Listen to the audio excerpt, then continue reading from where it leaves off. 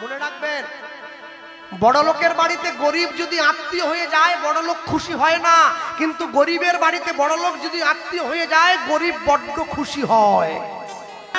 ভালো স্ত্রী পেতে গেলে যেমন ছেলেদের সৌভাগ্যের দরকার হয়,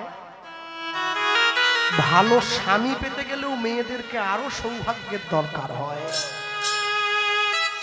মদের নেশা, বিড়ির নেশা ধরলে তোমায় ছাড়ে, গৌর প্রেমের নেশা কাউকে যদি ধরে তাকে কি রাখা যায় মায়ার সংসারে? কেউ তাকে রাখতে পারবে না। যারা বসে আছেন জ্ঞানী গুণীজন, শিক্ষিত সমাজ, the most educated person and the viewers, প্রত্যেকের অন্তরাত্মায় একটা প্রশ্ন করুন। কি প্রশ্ন? বৃন্দাবন থেকে কৃষ্ণ যখন চলে গিয়েছিল রাধারানীকে কাঁদিয়ে কি বলে গিয়েছিল? আমি আজ যাচ্ছি কাল আসবো।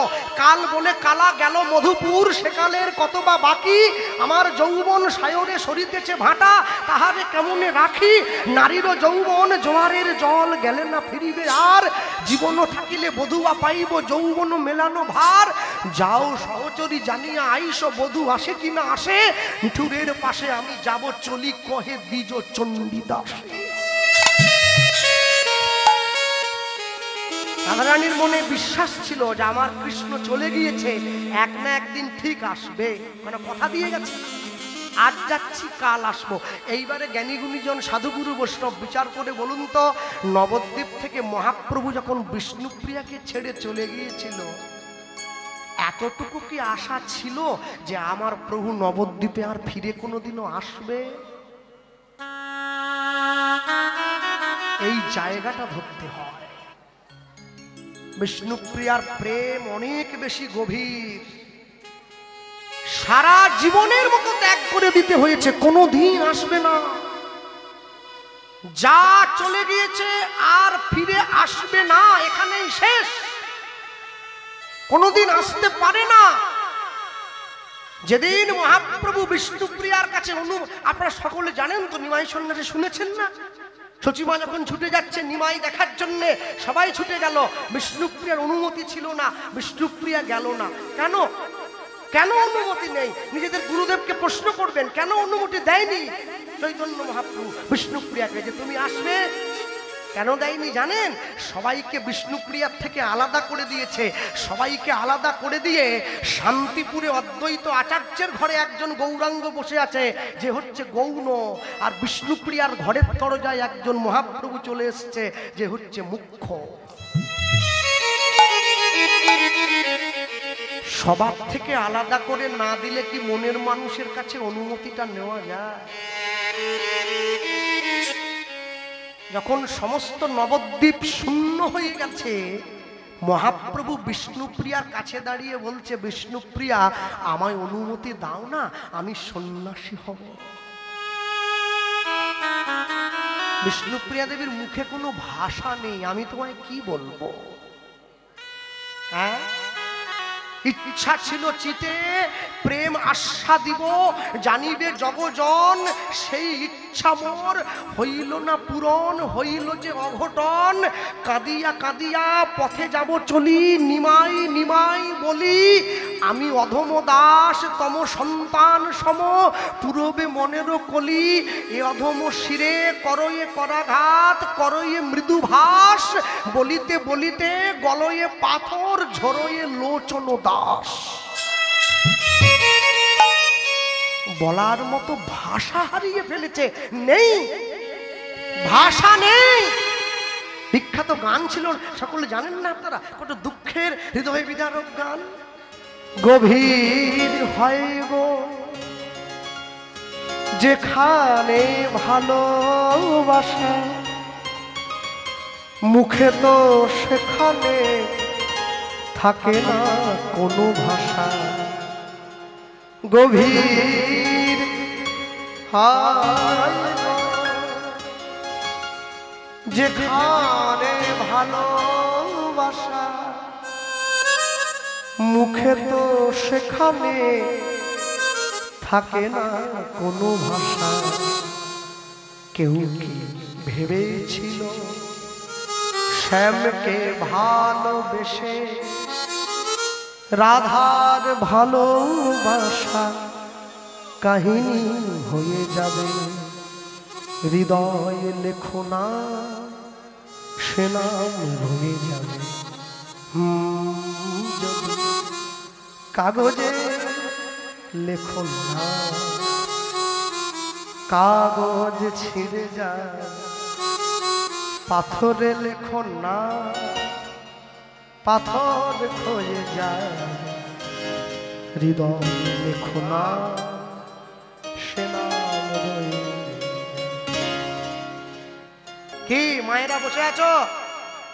সারা জীবন তো রান্না করে শুধু ভূত খাওয়ালে, ছেলে মেয়ে স্ত্রী পুত্র সংসার ননদ দেওর ভাসুরা। মনে রাখবে, যেদিনকে তোমার হাতের রান্না আমার চৈতন্য মহাপ্রভুর সেবায় লাগবে, সেদিন তুমি রাঁধুনি হতে পেরেছো। সেদিন তোমার হাতের রান্না সার্থক হয়েছে। ওটা পোড়া হোক, ভাজা হোক, নুন হোক, ঝাল হোক, নিন্দা করে না প্রভু, সাদরে গ্রহণ করে। আর বাড়ির লোকে শুধু দাঁত খেঁচায়, ভালো হয়নি, ভালো হয়নি, ভালো হয়নি। আসল ভালো ঠিকানাই তোমরা জানো না, তাই তো নকলটাকে টানাটানি করো। বিয়ের সময় বিয়ের জন্য যে নিমন্ত্রণ পত্র তৈরি করা হয়, ওর উপরে কি লেখা থাকে বলুন বলুন বলুন আগে? শুভ না বিবাহ। আচ্ছা বলুন, বিয়ে কি সত্যি সত্যি সত্যি শুভ হয়? ছাগলের গলা কেটে, মুরগির গলা কেটে, মাছের মুন্ডুটা আলাদা করে দিয়ে কি করে শুভ হবে? একটা জীবনের মঙ্গল করতে গেলে আরেকটা জীবনকে হত্যা করলে হয় না। তাই যারা বিয়েতে আমিষ করবেন, লিখবেন না শুভ বলে, লিখবেন মঙ্গল বিবাহ। মঙ্গলং ভগবান Vishnu মঙ্গলং গরুড়াধ্বজ গণনাথায়, মঙ্গলং পুণ্ডরীকাক্ষং মঙ্গলায় তনো Hari.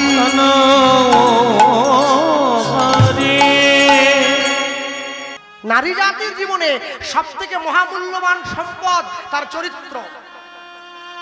Health lost, something lost, money lost or something lost, but character lost, everything is lost. সম্মান নষ্ট করবেন না কোনোদিন কোনো কিছুর বিনিময়ে। মম জীবন যৌবন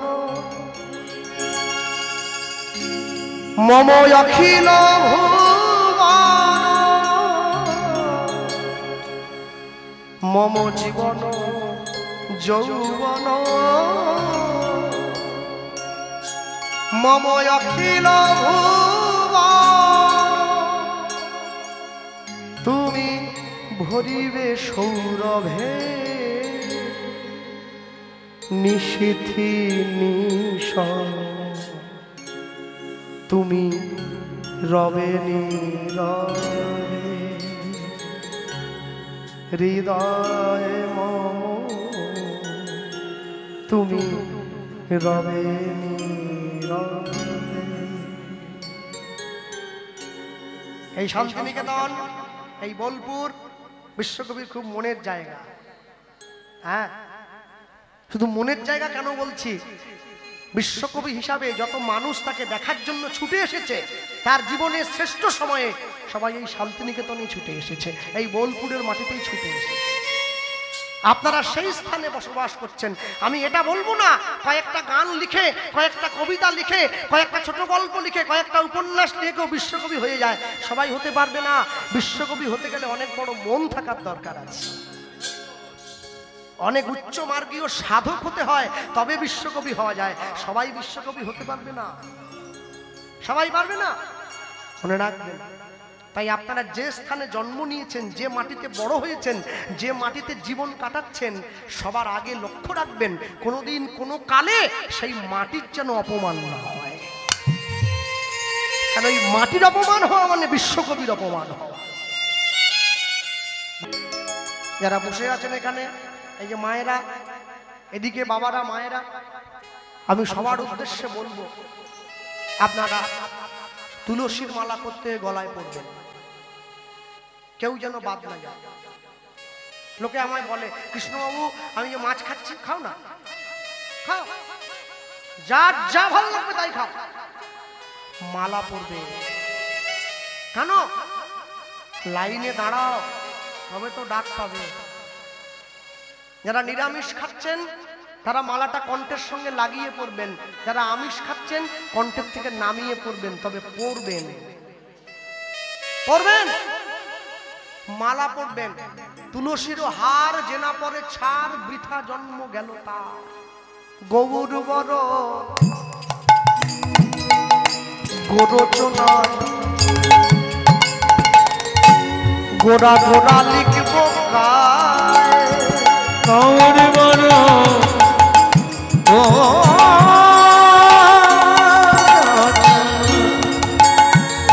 গোড়া গোড়া লিখব গায়। গৌর বড় গোরচনা, গোড়া গোড়া লিখব গায়। ওই না গৌর বড়।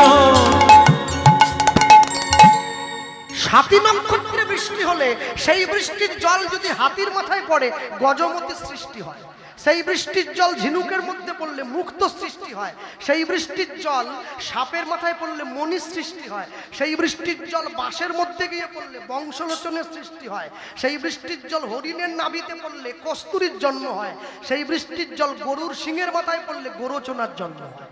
সেই গোরচনা দিয়ে লিখে গৌর গোরচনায় গোড়া গোড়া লিখব গায়। ওই না গৌর বড়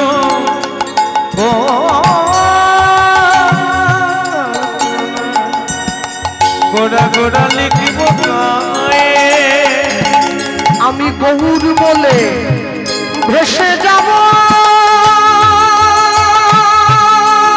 ভেসে যাব সেই সোনার নদী যায়। ভেসে যাব সেই সোনার নদী গায়ে। আমি গৌর বলে ভেসে যাব, ভেসে যাব সেই সোনার নদী যায়। গৌর বলে ভেসে যাব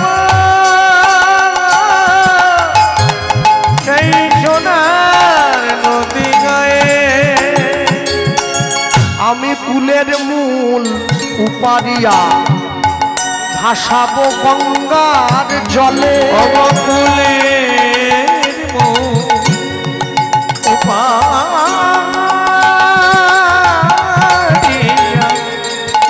ভাসাবো গঙ্গার জলে। আমি গৌর বলে জীবন যৌবন সমর্পিব চরণ তলে। আমি গৌর বলে জীবন সমর্পিব চরণ তলে। আমি কাঁদিব কেঁদে বেড়াবো, আমি কাঁদিব কেঁদে বেড়াবো। বলি গৌর তোমার, গৌর তোমার হলাম বলে। আমি কাঁদিব কেঁদে বেড়াবো। বলি গৌর তোমার, গৌর তোমার হলাম বলে। আমি কাঁদিব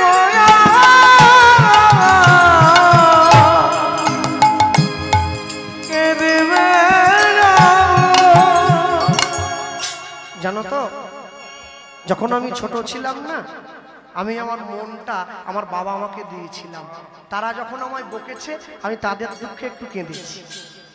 আমি যখন স্কুল কলেজে গিয়েছি, ইউনিভার্সিটিতে গিয়েছি, আমার বন্ধু বান্ধবী হয়েছে, এই মনের ভাগ আমি তাদেরকেও দিয়েছি। এখন তারা আমায় দুঃখ দিয়েছে, আমি তাদের জন্য কেঁদেছি। আজকে সংসারে আমার স্ত্রী এসছে, আমি এই ভালোবাসার ভাগ তাকেও দিয়েছি। যখন সে আমায় দুঃখ দেবে আমি তার জন্য কাঁদবো। যেদিন আমার ছেলে মেয়ে হবে এই ভালোবাসার ভাগ আমি তাদেরকেও দেব। যখন তারা আমায় দুঃখ দেবে আমি তাদের জন্য কাঁদবো। যেদিন আমি বৃদ্ধ হয়ে যাব আমার নাতি নাতনি হবে আমি ভালোবাসার ভাগ তাদেরকে দেব। যখন তারা আমায় দুঃখ দেবে আমি তাদের জন্য একটু কাঁদবো। এই দুটো চোখের জলের ভাগ আমি পুরো সংসারকে দিয়ে দিলাম। আর যেদিন শেষ জীবনে গিয়ে কীর্তন শুনতে আসনে গিয়ে বসবো আমি তোমার জন্য যখন কাঁদতে যাব আমি দেখবো আমার চোখে আর জল নেই।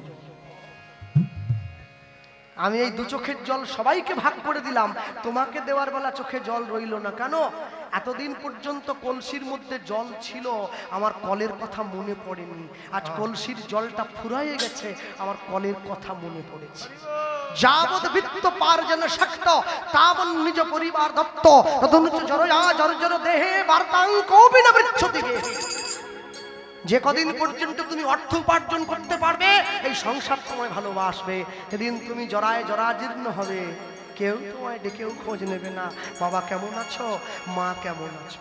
ওগো মা যখন মরে যায় মাকে খাওয়ানোর জন্য 10টা গ্রামের লোক ডেকে দেওয়া হয়। আর মা যখন বেঁচে থাকে 4 ভাইয়ের মধ্যে ভাগাভাগি পড়ে যায়।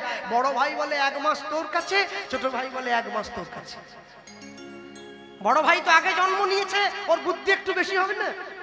ও তখন বলছে তাহলে যে মাসটা 29 দিনে হবে ওটা একদিন কম হচ্ছে, মা কোথায় খাবে? ও চালাক আছে।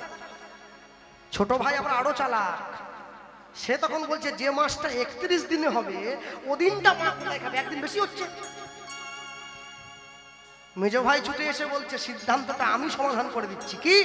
যে মাসটা 29 দিনে মা যে ভাইয়ের কাছে থাকবে ওই দিন মাসে মাকে যে খাওয়াবে ও তো একদিন কম খাওয়াচ্ছে। ঠিক তেমনি ওই 31 দিনে মা যার কাছে শেষ দিনটা খাওয়ার কথা 29 দিনের মাসটা মা ওই ভাইয়ের কাছে খাবে। এই জন্য কি সংসারকে ভালোবেসেছ?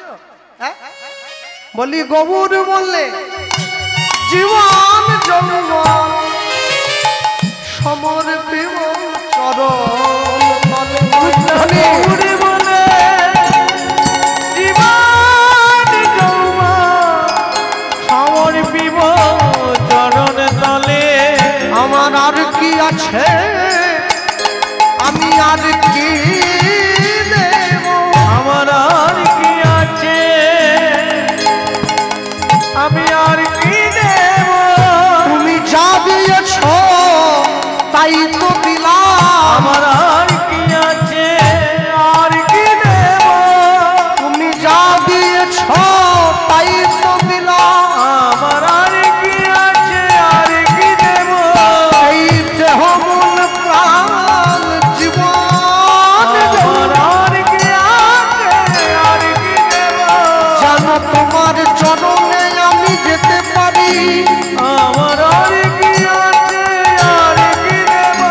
আমি তব চরণে মিনতি জানাই। আমি আর কি আছে আর কি দেব। বলি লয়ে জনগৌর তব স্থানে। আমার আর কি আছে আর কি দেব। জানো তোমার চরণে আমি খাইবাই বহু হারে। আছে আর কি দেব। তোমার চরণে যাই দেব। আর কি আছে আর কি দেব। আর কি আছে আর কি দেব। ওই না গৌরে বলে জীবন যৌবন সমর পিব চরণ তলে। আমি গৌর বলে জীবন যৌবন সমর পিব চরণ তলে। দেখবেন আমাদের এই সমাজে আমাদের এই কীর্তন জগৎ যারা কীর্তন শুনছেন দীর্ঘদিন থেকে যারা কীর্তন করে অনেকে আছেন বসে এখানে। আমি একটা কথাই বলবো, দেখবেন এমন অনেক কীর্তনীয় রয়েছেন যাদের গানের গলাটা খুব সুন্দর, রেয়াজ করেছেন তো অনেক, কিন্তু শাস্ত্র জ্ঞানটা ভালো নয়। কেন রেয়াজ করেছে বই পড়ার সময় হয় না। আবার এমন অনেক কীর্তনীয় আছে যাদের শাস্ত্রের জ্ঞানটা প্রচুর কিন্তু গানের গলাটা ভালো নয়। কেন বই পড়েছে রেয়াজ করতে পারেনি।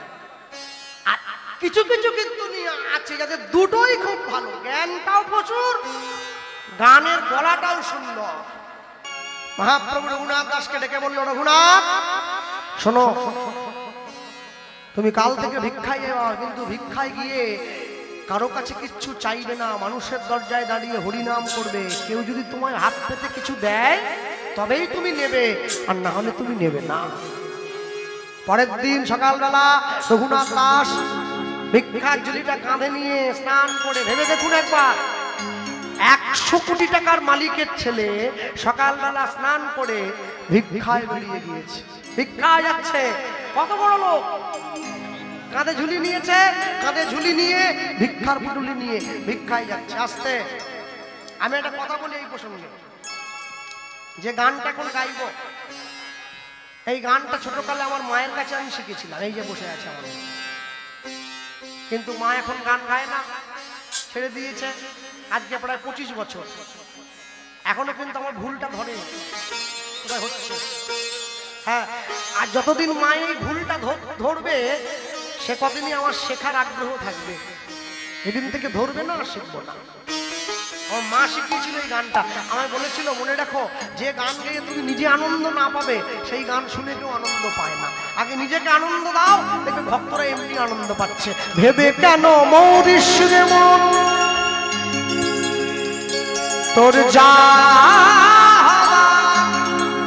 তাই তো হবে, যেটুকু তোর আপন ভবে সেটুকু তো পরে রবে, যেটুকু তোর আপন ভবে সেটুকু তোর পরে রবে। ভেবে কেন কাঁদিস রে মন, তোর যা তাই তো হবে, যেটুকু তোর আপন ভবে সেটুকু তোর পরে রবে, যেটুকু তোর আপন ভবে সেটুকু তোর পরে রবে।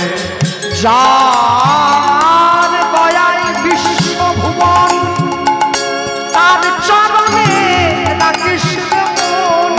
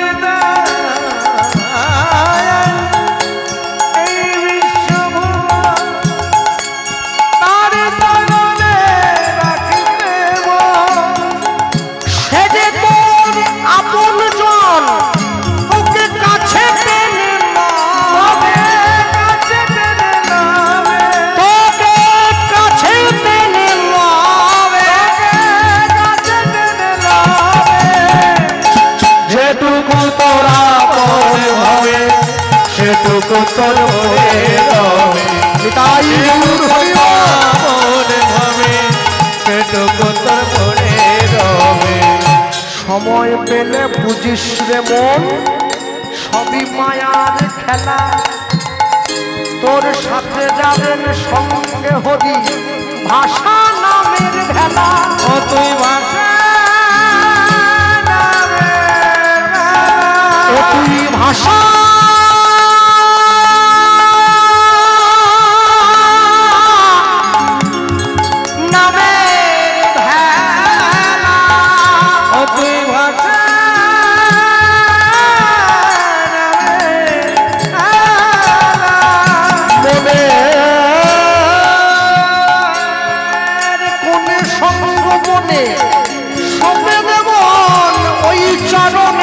মনে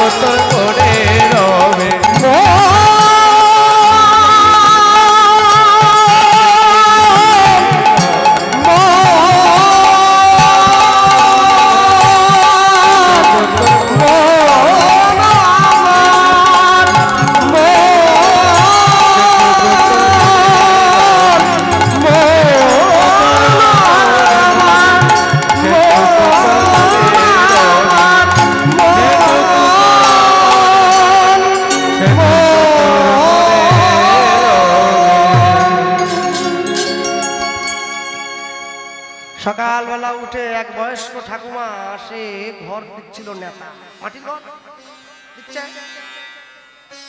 আর এমন সময় রঘুনাথ দিয়ে বড় কর্তালটা নিজে ঝুলি থেকে বের করে পেটাচ্ছে। মালিক বাড়ি নেই, ভিখারি আসলে আসলে এমনিতেই মানুষের রাগ হয়, তার উপরে যদি আবার প্রশ্ন ভিখারি হয় তাহলে তো আরো মাথা খারাপ। যে মালিক সেই বলছে কিন্তু মালিক বাড়ি নেই, কিন্তু মহাপ্রভু তো শিখিয়ে দিয়েছে কিছু না দেওয়া পর্যন্ত সরবে না, ও কর্তাল পিটিয়ে গেয়েই যাচ্ছে। ঠাকুমা ওর নাতনিকে পাঠিয়ে দিয়েছে, যা তো যে লোকটা ভিক্ষে করছে ওকে একবারে ঝেঁটিয়ে দূর করে দিয়ে যায়। নাতনি এসে রঘুনাথ দাসকে দেখে বলে, ঠাকুর সুযোগ হোক আর না হোক তোমার সঙ্গে আমিও একটু। নাতনিও হরিনাম করতে লেগে, ঠাকুমার নেতা নিয়ে ঘর দিচ্ছিল নেতা, বলি এতক্ষণ হলো ওরা গেল কোথায়?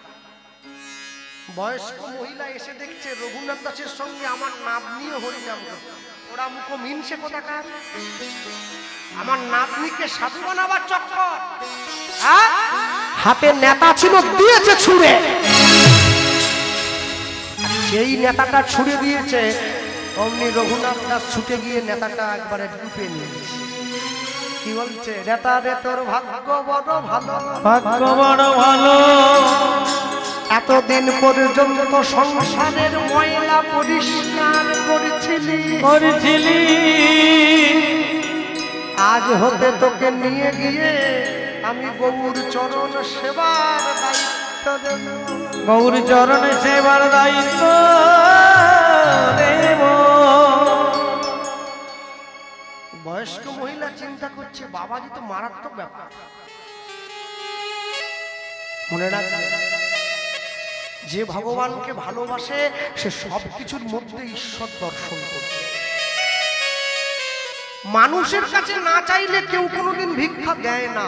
একদিন, দুদিন, 3 দিন, 4 দিন, আজকে 7 দিন হয়ে গেল, রঘুনাথ দাস একটা তিল পর্যন্ত পায় নাই যে পেটে খাবে। নিজের প্রাণ বাঁচানোর জন্য 8 দিনের দিন সকালবেলায় পুরীর জগন্নাথ মন্দিরের রান্নাঘরের পেছন দিকে গিয়ে দাঁড়িয়ে পড়ে। পুরী ধামে প্রত্যেক দিন রান্না হয়ে যাওয়ার পরে জগন্নাথ দেব যে প্রসাদ সেবা করেন, সেই প্রসাদটা বেশি হলে যখন মানুষকে বিতরণ করে দেয়া হয়, তারপরেও কিছুটা প্রসাদ যদি বেঁচে যায় ওটাকে জল দিয়ে রাখা হয়, যাকে আপনারা পান্তা বলেন। ওটাকে উড়িষ্যার লোকেরা বলে সড়া ভোগ, সড়া। সেই পান্তা মানুষে খায়, যখন সেটাও না খায় তখন সেটা জগন্নাথ দেবকে যে গাভীরা দুগ্ধ দেয় ওদেরকে বলা হয় ত্রৈলঙ্গ গাভী, যাদের শরীরটা তেলের মতো চকচকে, সেই গরুগুলোর মুখের সামনে ধরা হয়। তারাও যদি সেই পান্তা খায় তখন সেই পান্তা জগন্নাথ মন্দিরের ভোগ ঘরের নালা দিয়ে ভাসিয়ে পুরীর সমুদ্রের জলে পাঠিয়ে দেওয়া হয়।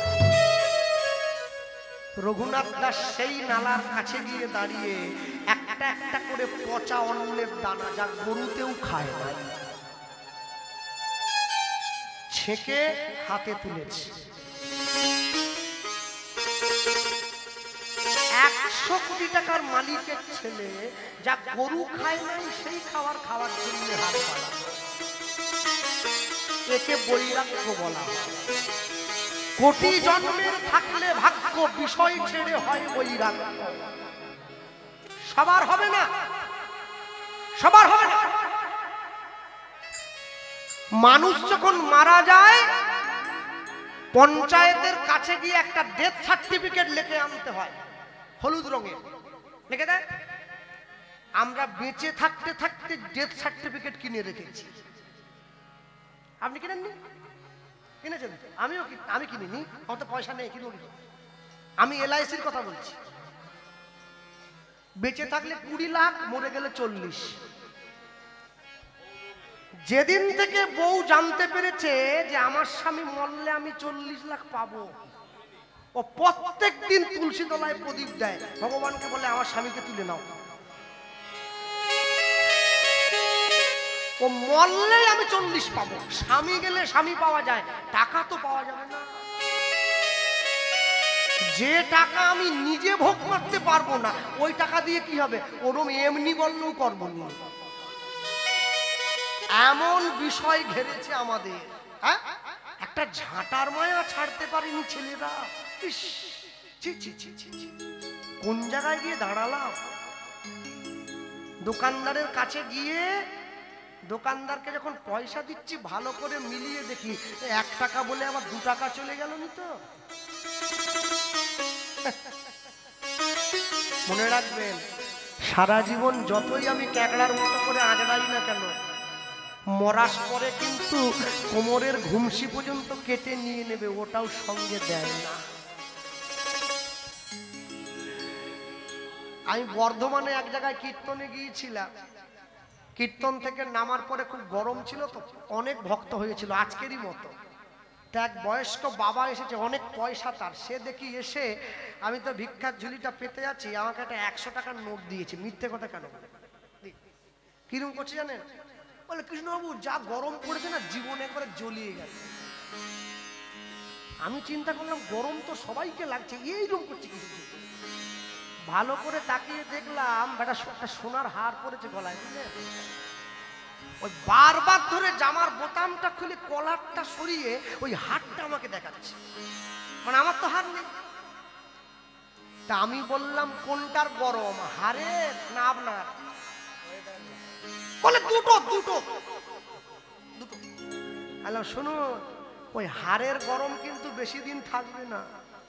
মরে যাওয়ার পরে বৌমা এসে হাত ছিঁড়িয়ে নেবে, সাবধান। তাই হারের গরম না দেখিয়ে কৃষ্ণ প্রেমের গরম দেখান, যে গরমটা থেকেই যাবে। মনে রাখবেন, হাতে আংটি থাকলে না, মরা যদি ফুলে যায়, ডোমকে বলে আঙুল কেটে আংটি বাইর করে। যে দেহ আপন জ্ঞানে যতন করো, রাত্রি দিনে সাজাও কত ভূষণ আবেশ, পরমাত্মা ভগবান যেদিন হবে অন্তর ধ্যান, শ্রীগাল কুকুরের ভুক্ত অবশেষ। হ্যাঁ, বড় ভাই মরে গেছে তো, মানুষ মরে গেলে এই মাথার খুলিটা চট করে ফাটতে চায় না, শক্ত বড়, ওটা তো বাঁশ দিয়ে মেরে ফাটাতে হয়। ছোট ভাই বাঁশ নিয়ে গিয়ে মাথা গোড়ায় দাঁড়িয়েছে। বলে, কিরে তুই এখানে কেন? বলে, বড় ভাই আমাকে খুব জ্বালিয়েছে। জীবনে ইচ্ছে ছিল ওর মাথায় করে বাঁশ দিয়ে মারি, কিন্তু মারতে তো পারলুম নি। মরে গেল, ওই মরাটার মাথায় করে মারবো, ওই মেরে মাথা আমি ভাঙবো। এই নাকি সংসারের ভালোবাসা? হ্যাঁ, এই তো ভালোবাসা। এই ভালোবাসা বেশি দিন থাকে না। হ্যাঁ, যে ছেলেটি প্রথম তোকে ডেকেছিল পিতা, সেই ছেলেটি শ্মশান ঘাটে জ্বালবে রে তোর চিতা, পুড়বে রে তোর সাদের দেহ, কর্মরবে পড়ে যাবি যেদিন শ্মশান ঘাটে বাঁশের দোলায় চড়ে। ভক্তমণ্ডলী, ভক্তিমতী মায়েরা, রঘুনাথ দাস নিয়ে গিয়ে দাঁড়িয়েছে। ওই যে মা বসে আছে দেখুন পিছন দিকে, সাদা শাড়ি পরে। ওই মায়ের গলায় একটা মা কালীর লকেট হয়, যখন আমাকে আসরে এসেছিল আমি তখন দেখেছি। হ্যাঁ, মনে রাখবেন, যখন এমন হয় জীবনটা মনে হয় ব্যর্থ আবর্জনা, ভাবি গঙ্গায় ঝাঁপ দি, রেলের লাইনে মাথা রাখি, কে যেন হঠাৎ বলে আয় কোলে আয়, আমি তো আছি বললিটা কি মা গো, সে কি তুমি, সে কি তুমি, লাঞ্ছনা শুধু লাঞ্ছনা, স্বজনের কটু গঞ্জনা, দিন রাত শুনে শুনে যখন সারাটা গায়ে আগুন জ্বলে, কে যেন হঠাৎ বলে আয় আয়, আমি তো আছি বললিটা কি মা গো, সে কি তুমি, সে কি তুমি।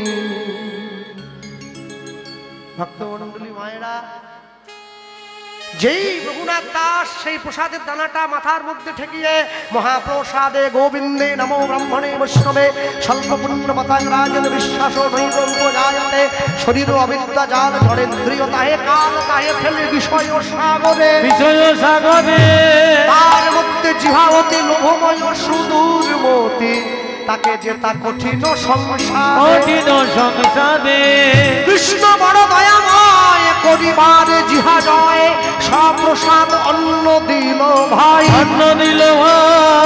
সেই অন্নামৃত পাও রাধা কৃষ্ণের গুণ গাও প্রেমে ডাক চৈতন্য নিতাই, প্রেমে ডাক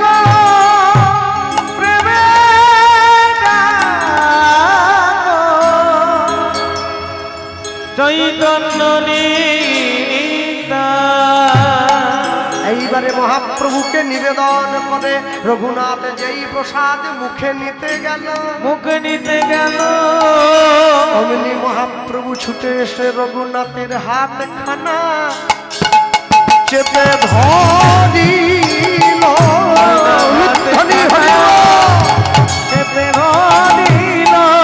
বলি আমায় দে রঘুনাথ আমায় প্রসাদ দে বলে হাত খানি চেপে ধরিল, বলি আমায় দে প্রসাদ দে বলে হাত চেপে ধরিল। প্রভু এ তো পচা জিনিস, তোমায় দেবো কি করে?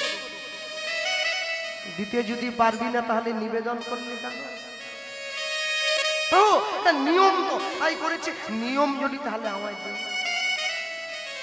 রঘুনাথ দাস দেবে না আর মহাপ্রভু ছাড়বে না, রঘুনাথ দেবে না মহাপ্রভু ছাড়বে না। রঘুনাথ দাসের হাত থেকে জোর করে প্রসাদটা কেড়ে নিয়ে মহাপ্রভু নিজের বদনে ভরে। এ তুমি কি করলে? 7 দিন আমি পেটে কিছু খাই নাই, এই পচা অন্নের দানা আমি হাতে তুলেছিলাম নিজের প্রাণটা বাঁচাবো বলে, তুমি সেটাও নেই। মহাপ্রভু রঘুনাথকে জড়িয়ে ধরে বলে রঘুনাথ রে, আমি মুখে দিয়াছি প্রসাদ কিন্তু সেবা করি না। মুখে দেওয়ার খাওয়া কি এখনো? আমি মুখে দিয়েছি কেন জানিস? যদি এই প্রসাদের মাঝে কোনো বিষক্রিয়া থেকে থাকে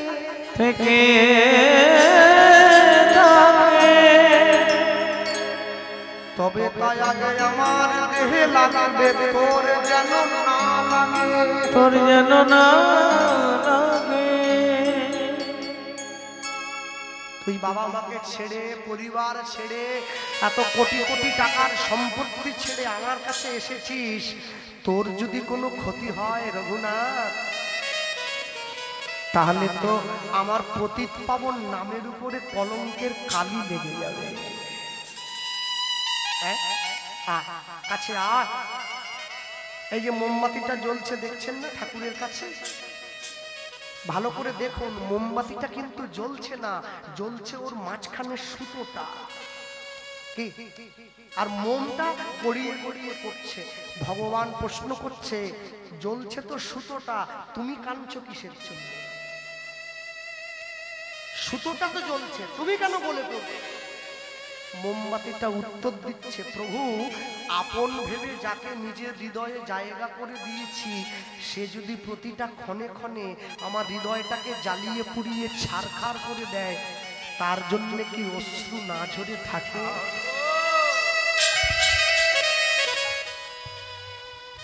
রঘুনাথ দাসকে বুকে জড়িয়ে ধরে মহাপ্রভু বলছে, রঘুনাথ এইবারে হাঁ করতো বাবা। যেই রঘুনাথ হাঁ করেছে, মহাপ্রভু একটা করে প্রসাদের দানা বদন থেকে বের করে রঘুনাথের বদনে দিচ্ছে। হ্যাঁ মনে রাখবেন, যারা আজকে ইউটিউব নিয়ে ছুটে এসেছেন ক্যামেরা করার জন্য, যে পর্যায়খানে আজকে গাইছি এতে হয়তো বিশেষ ভিউয়ার্স আপনাদের হবে না, কিন্তু একটা লাভ হবে কি জানেন, যতজন আপনাদের এই কীর্তনটা শুনবে ইউটিউবের মাধ্যমে সবার চোখে জল আসবে। আর আপনারা যারা ক্যামেরা করছেন, ভগবানের নাম প্রচার করছেন, সেটা অর্থের বিনিময়ে হোক চাই না অর্থের বিনিময়ে হোক, যারা ভগবানের নাম প্রচার করছেন, যত মানুষ আপনাদের এই কীর্তনটা শুনে চোখের জল ফেলবে, এতে দুজনের কল্যাণ। যারা যে চ্যানেল থেকে ভিডিওটা ছাড়া হবে সেই চ্যানেল মালিকের করুণা প্রাপ্ত হবে, আর আমি গাইছি আমি আশীর্বাদ পাবো। মনে রাখবেন, ঝাঁটা জুতোর গল্প কোনোদিন কীর্তন হয় না, অত ভিউয়ার্স পাওয়া যায়, আমি না বলবো না, অনেক লাখ লক্ষ লক্ষ ভিউয়ার্স, মিলিয়নের পর মিলিয়ন। হ্যাঁ, রাবণের কেন 10টা মুন্ডু, নারকলের কেন 6টা ফুটো, আরশোলা কি করলে চলে যাবে, কি করলে চিনিতে পিঁপড়ে লাগবে নি, এটা বললে কীর্তনীয়দের ভিউয়ার হয়, কিন্তু এটা তো জ্যোতিষীরা বলবে। কি করলে দর্শকের শনি ছেড়ে যাবে, এই জন্য আমাকে আনা হয় না। ভগবানের কথা বলতে হবে, যে কথায় মানুষের প্রেম আসবে, যে কথায় সমাজ সংগঠিত হবে, যে কথায় হারিয়ে যাওয়া ডুবতে বসা সনাতন ধর্মটা আবার জেগে উঠবে, সেই কথা প্রচার করতে হবে। বিচার করিয়া মনে ভক্তি রস আস্বাদনে মধ্যস্থ শ্রী ভাগবত পুরাণ। ভক্তমন্ডলী মায়েরা, রঘুনাথ দাস মহাপ্রভুকে বলছে, প্রভু চলো না নবদ্বীপে আমরা দুজনে মিলে একটু হরিনাম প্রচার করি। তা তো করবো, আর শোনো তোমাকে আমি আদেশ দিলাম তুমি বৃন্দাবনে যাবে। রঘুনাথ জানে বৃন্দাবনে যাব, আর মহাপ্রভু জানে ওকে পাঠিয়ে দিতে হবে। কেন পাঠাবো? আমি লীলা সম্বরণ করব, ও নবদ্বীপে থাকলে আমার বিরহে ও প্রাণ ত্যাগ করবে, ও থাকতে পারবে না, তাই ওকে পাঠিয়ে দিতে হবে বৃন্দাবন।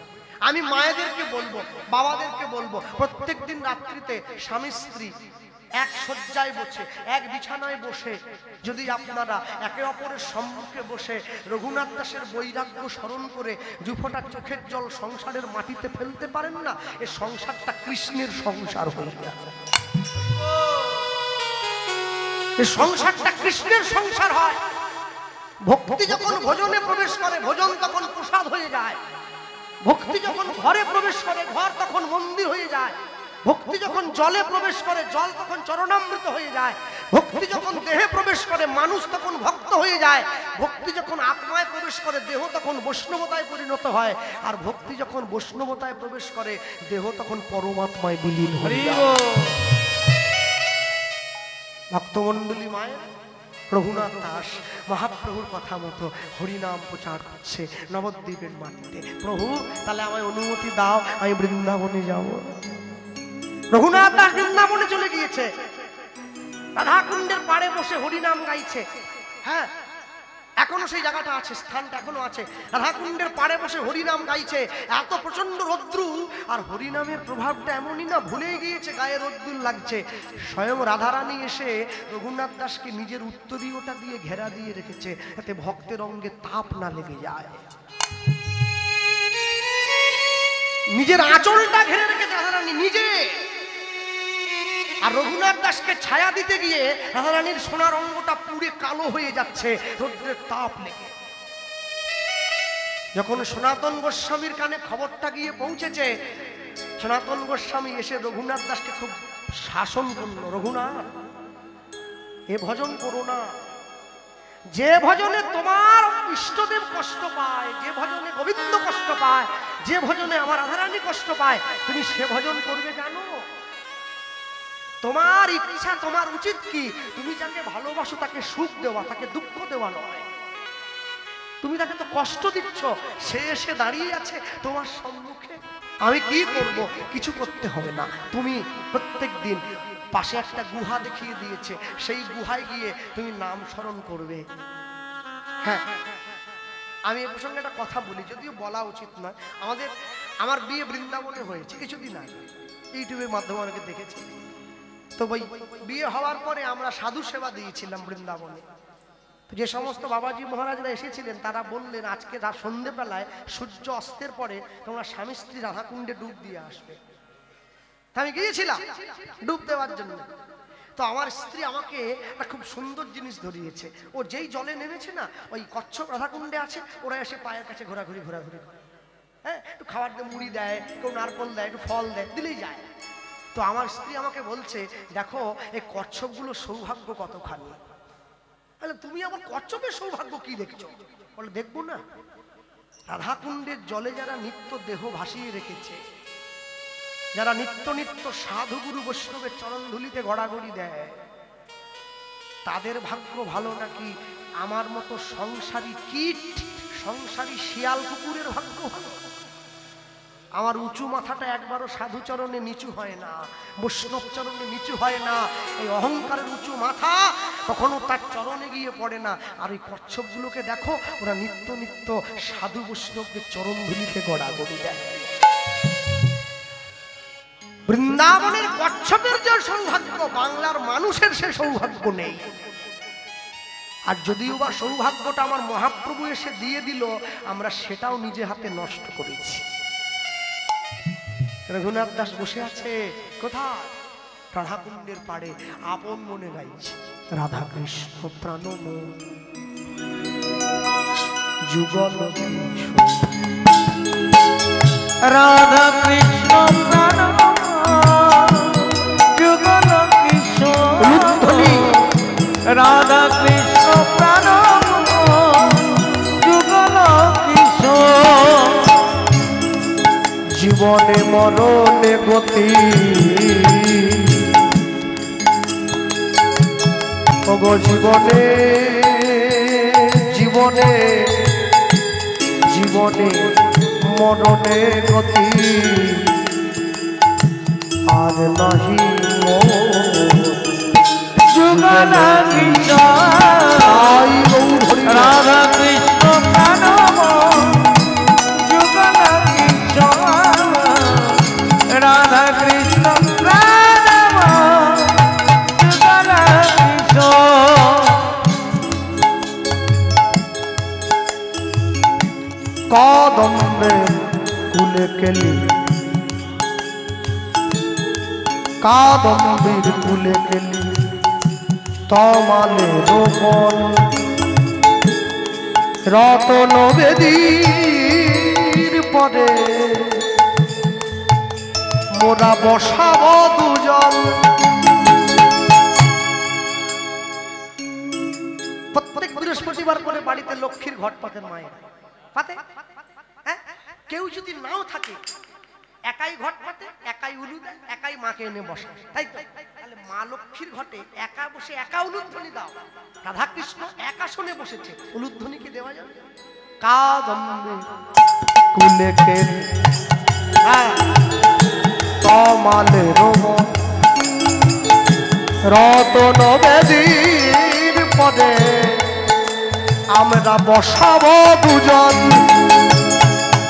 শ্যামবদী অঙ্গে দিব চুয়া চন্দনের গন্ধ, চামর ঢুলাব সদা হের মুখ চন্দ উলুধ্বনি।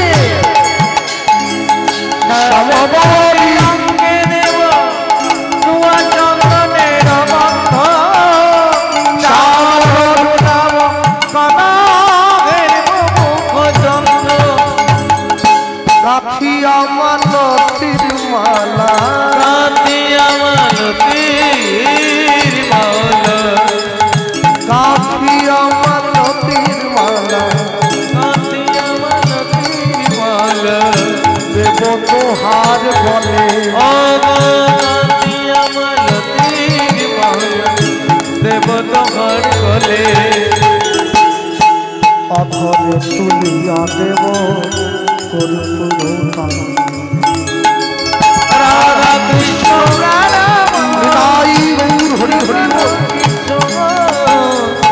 রাধা কৃষ্ণ প্রাণম যুগল কিশোর, জীবনে মরণে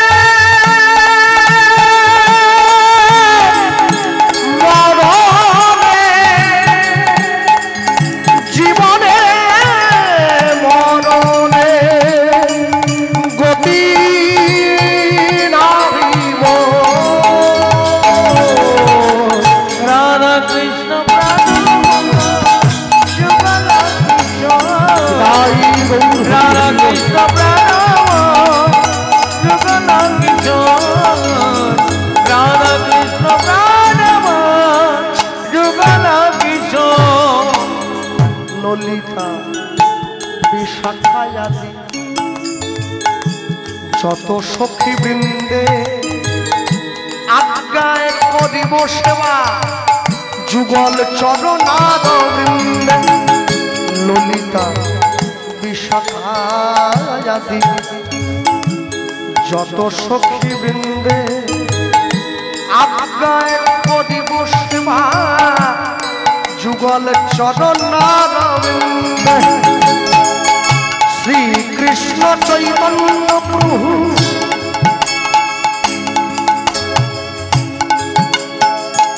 শ্রীকৃষ্ণ চৈতন্য প্রভু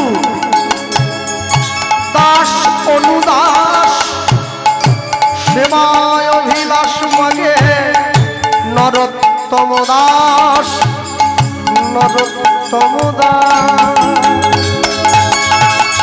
রাধা কৃষ্ণ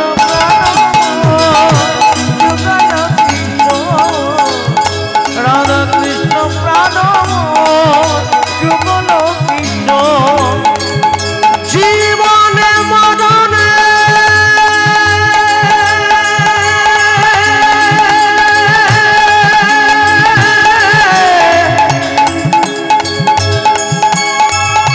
জীবনে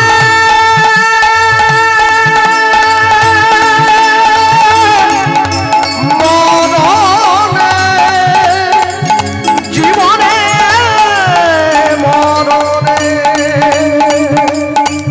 গতি রহিব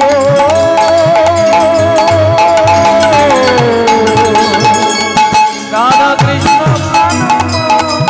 যুগল কিশোর রাধা কৃষ্ণ প্রাণ যুগল কিশোর রাধা কৃষ্ণ রাম যুগল কিশোর মিলিত তনু যুগল কিশোর কিশোর বলিয়ে ভাই রাধা কৃষ্ণ যুগল ভগবান জয় রঘুনাথ দাস গোস্বামী জয় যারা বৃন্দাবনে গিয়েছেন দেখবেন রাধাকুণ্ডের পাড়ে এখনো সেই সমাধি আছে রঘুনাথ দাস গোস্বামী সমাধি সেখানে অহরাত্র হরিনাম হয় 24 ঘন্টা নাম চলছে সবসময় নাম চলছে লীলা মাধুর্য বিশ্রাম হবে